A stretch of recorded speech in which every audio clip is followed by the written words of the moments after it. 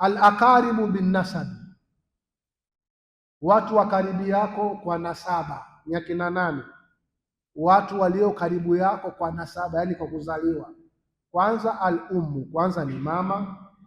Al-bintu, dada. Bintu yani mtoto wa kike. Al-ukhtu, dada. Al-amma, shangazi. Al-khala, ndugu yake mama. Bintul akh, mtoto wa ndugu yako, binti wa ndugu yako wa kiume. Bintul ukht, mtoto wa dada yako. Hawa wanaitwa ni watu wa karibu yako kwa nasaba ya kuzaliwa. Narudia tena, watu ambao wako karibu yako kwa nasaba, kwanza ni mama, kisha ni binti yako, alafu ukhtu, dada yako. Hawa wote tunaokutajia huwezi kuwaoa, sawa. Al-amma, shangazi yako, huwezi kumuoa. Al-khala, mama yako mkubwa au mdogo, yani ndugu wa mama yako wa kike, huwezi kumuoa. Bintul akh, binti wa ndugu yako wa kiume, sawasawa, wewe kaka yako au wa chini yako, huwezi kuoa binti wake wa kike. Bintul ukht,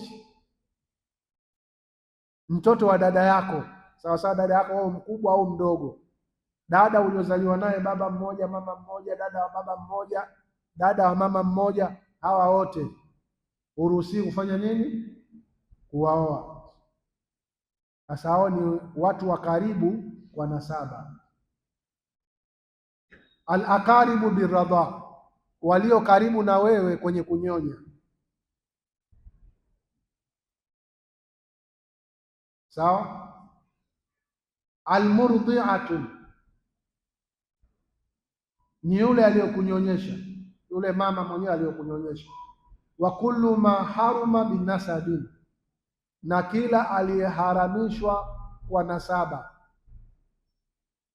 Haruma birradaa, anaharamishwa kwa kunyonya, sawa. Kwa hiyo vile vile